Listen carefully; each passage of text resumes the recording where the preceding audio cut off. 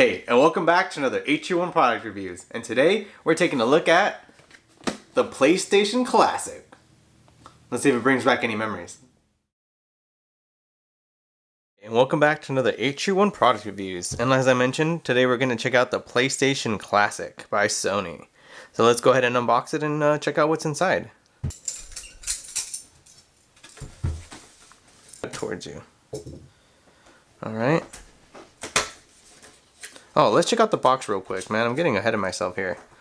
So here's the back of the box, and here are all the games that this system comes with. So as you can see, Battle Arena, Cool Borders 2, Destruction Derby, Final Fantasy 7, Grand Theft Auto, the first OG one. Metal Gear Solid is something I'm excited for. That's a game I actually used to play all the time on my buddy's PlayStation. I actually never had my own PlayStation, but this is still kind of fun.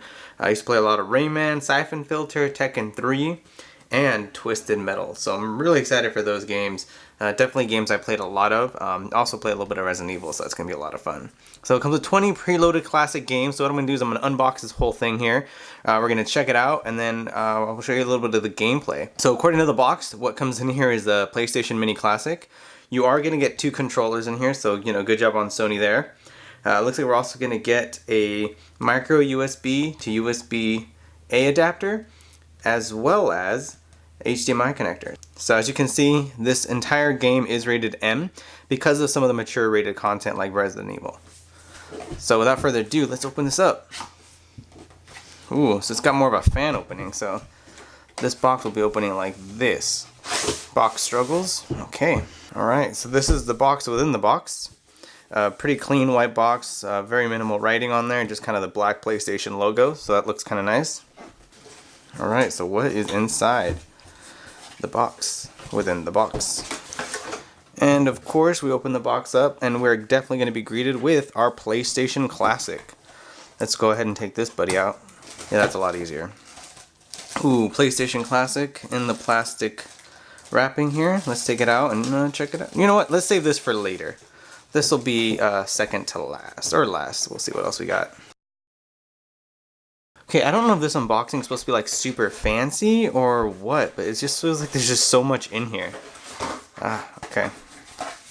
Throw that to the side. So, OG PlayStation controller. Let's check this out. Okay, first things first, this controller is super lightweight. Gosh, man, it almost feels like there's nothing inside this controller. I wish I would have had an OG PlayStation controller to compare all of this to. Honestly, it just feels just fake. It's so funny. It's so light. It's just kind of tripping me out. So there is a cable here. And it looks like this, it just plugs in through regular USB. But it does have the, let me see if I can get this to focus. It does have kind of that OG PlayStation controller plug-in. So I'll go ahead and insert a picture right here of what that used to look like. It's kind of cool that it is USB. It looks pretty nice, and like I said, it's very reminiscent of the original OG PlayStation controller. So the exact length of this controller is 1.5 meters. So it's fairly decent in length. That's what she said. Here we're gonna find our micro USB adapter, so that's what we're going to be plugging into the console for power. Here is our second controller, exactly like our first, so we're just going to put this to the side. And then our HDMI connector. And here's our HDMI cable. Kind of nice that they included an HDMI cable. A lot of the classic edition consoles though come with it. So yeah, PlayStation is on the classic console hype. Alright, so let's go ahead and take a look at the console. Right. Throw that to the side. And here it is. So it's got a little memory card slot, which is, just for show. This is going to store everything, all the memory of all your games and everything like that internally. And then here is the USB female end. That'll be going in for your controllers. Clicky games. So this doesn't actually open. This probably has a function within the gameplay menu that I'll show you in a bit. Here's just kind of the sides of it. So, only 2 things really. HDMI and then micro USB. This actually does not open. It's just for show. See? I'm not about to break my console. Here's the bottom of it. with Sony warnings. Here's the side. But yeah, basically almost a 1-to-1 of the original PlayStation.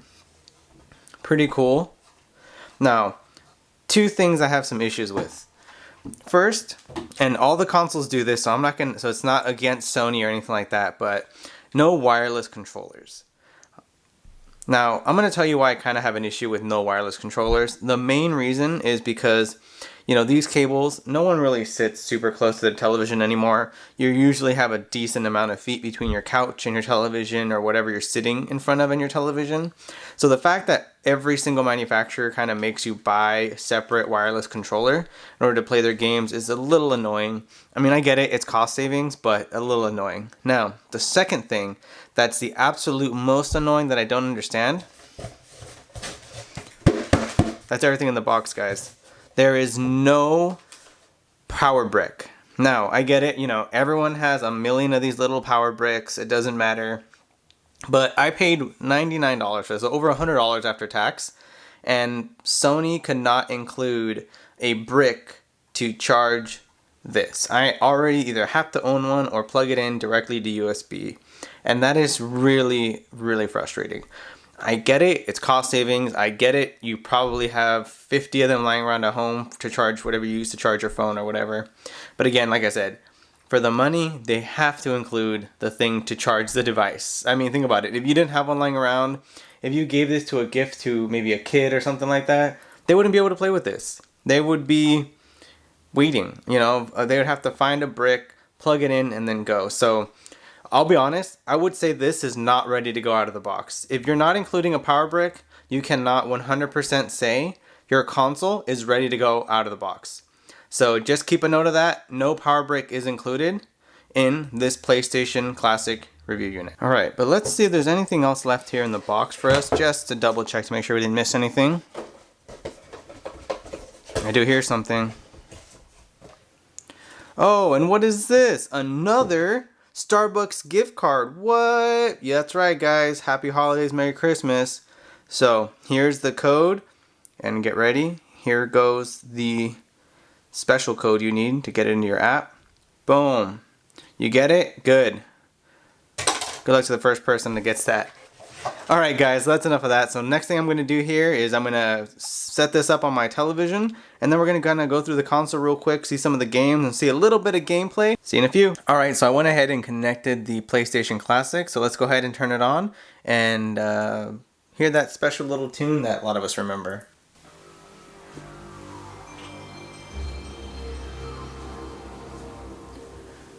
Oh yeah, so only kind of real OGs kind of remember that sound. So first thing you get when you start it looks like you're going to get a language menu. So let's go ahead and move up and select English United States. It was highlighted for us already. So here's just a quick view of what the buttons do. So the top reset button quits the game and lets you get to the home screen. The bottom power on off button obviously turns the console on and off.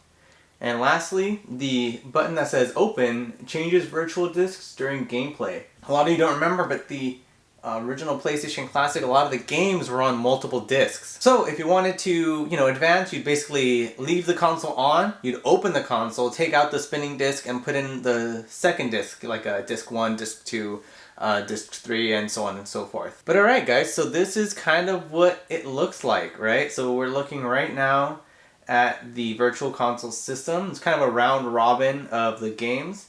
You can circle all the way through and it just kind of keeps growing in a big circle. Check some of these out. So Resident Evil Director's Cut, fun game. Persona, never played it. Ridge Racer, definitely a fun game. Puzzle Fighter 2. Now this was a fun game. I remember playing this with my friends, 2-player. Siphon Filter, Tekken 3, Rainbow Six, Twisted Metal was a lot of fun. Final Fantasy 7. So I think Final Fantasy is one of those games that had multiple discs as well. Jumping Flash, Metal Gear Solid, the OG, a lot of fun. So why don't we go ahead and get into, we'll do a platformer first. Oh, you know what? No, let's check out the settings. So let's go into settings real quick. Health and safety, we can have a screensaver on or off. Turn it on so when I'm not playing.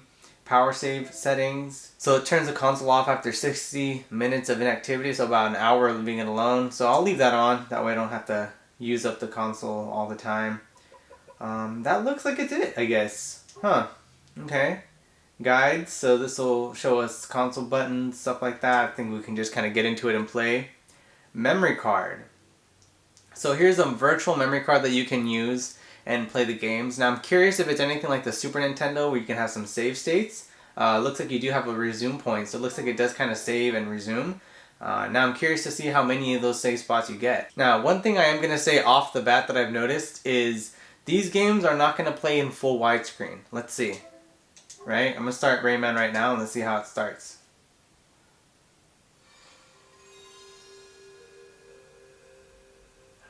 Now I am going to say, so far, unskippable menus is kind of annoying, but I guess we still get those in today's games. Alright, so Rayman. So I want everybody to know the TV border. So as you can see, my TV border is, where's the finger? All around here. And the game is cut into a box, right? So the game is still letterboxed in. Okay, and the reason I'm pointing out the game being letterboxed in is in the Nintendo Classic Edition, the Super Nintendo Classic Edition, excuse me, you can actually change the sides. So you can actually put whatever you want on this side and even this side and have it fill the screen more. So you can have, you know, like a, I don't know, just funny little things like a border, stars, some of them have like curtains that drape down the sides. Looks like Sony kind of decided not to do that and just kind of give us just a small little picture in the game. But that's okay. We're here to play, so press start or X button. And let's see if we can kind of jump right into it. So use password, use memory card. We're going to go ahead and use memory card, I suppose. I'm curious if any of these cheat codes even work. Alright, so it looks like it's just jump, fist, and action. Let's just get into it. Okay, so we're jumping, we're collecting. Climbing now. To be fair, I haven't played any of these Rayman games in a very long time. Okay, first level incredibly easy. Okay, so far this is fairly easy.